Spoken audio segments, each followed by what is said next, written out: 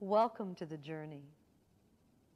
Deep inside you, there is a huge potential that is longing to call you home to itself. It is a boundless potential that is capable of creating anything and everything in our life. It's a huge presence of peace, of stillness. And in this stillness is a creativity and a genius that can give rise to anything you might want to create in your life. And yet very often, this potential seems to get blocked or obscured.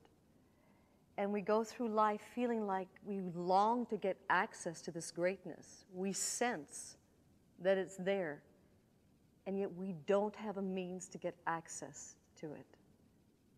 The journey was designed so you could get access to this potential inside, so that you could clear any of the emotional or physical blocks that might be obscuring you, so that the real joy, the juice, the love, the gusto in life that is your own nature can begin to express itself as your life.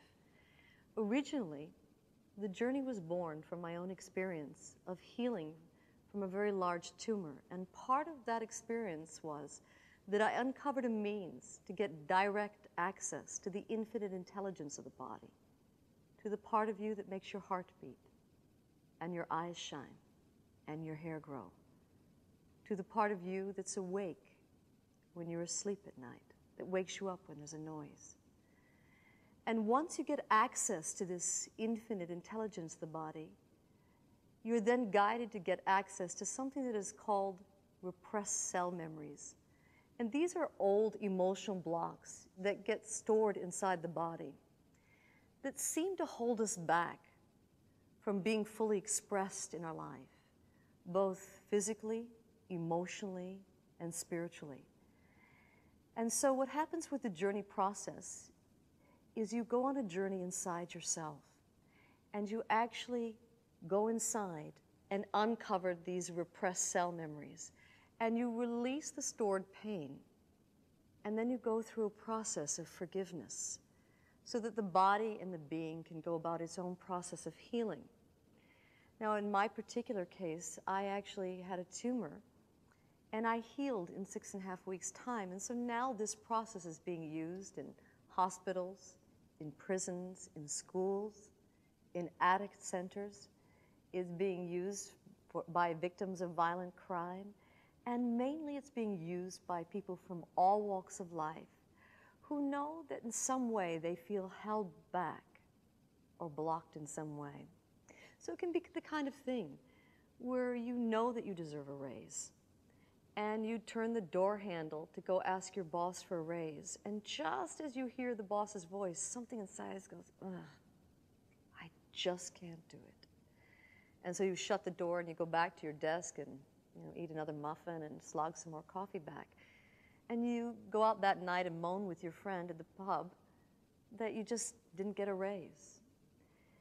And yet all of us have these silent saboteurs inside that seem to shut us down when our potential is coming out. And there's a reason for this.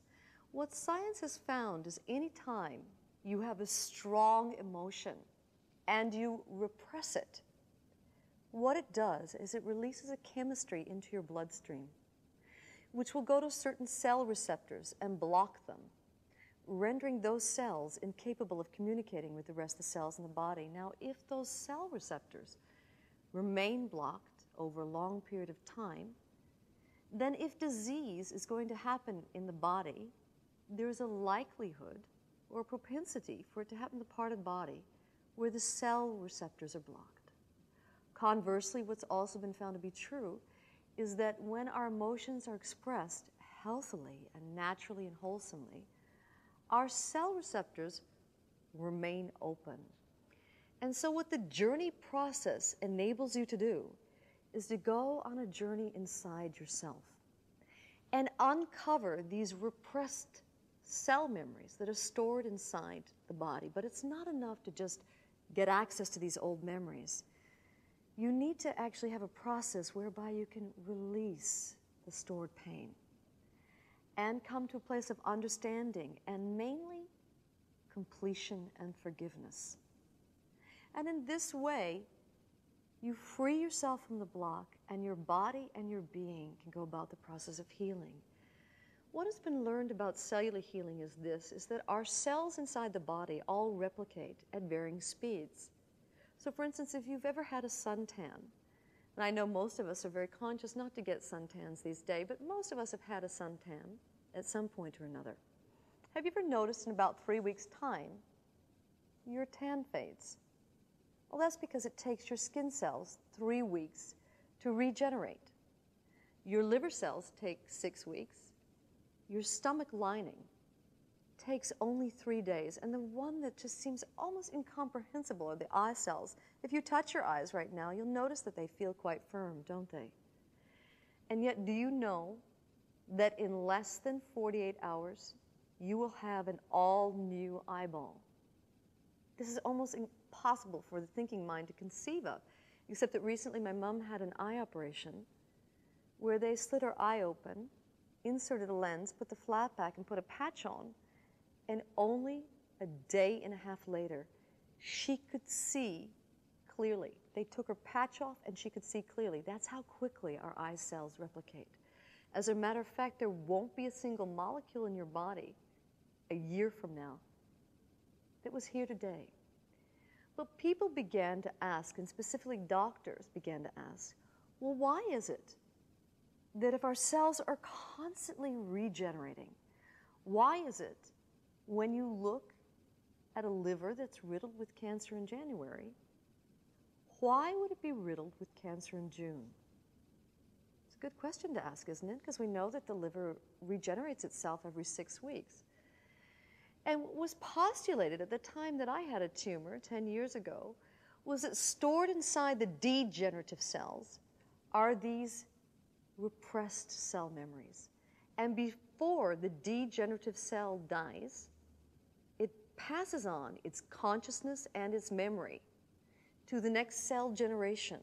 So the next cell generation is then created as an exact replica of the previous cell generation. And so this consciousness of this old memory and this old pain gets passed on from one cell generation to the next cell generation to the next cell generation. And what science has found is what successful survivors have in common was that through some act of grace or spontaneous event, they actually got access to these old repressed cell memories. And if they not only got access to them, but went through a process of releasing the stored pain and coming to a place of forgiveness, then it was possible that that old cell memory would not be passed on to the next cell generation. So the next cell was then born as a new regenerative cell.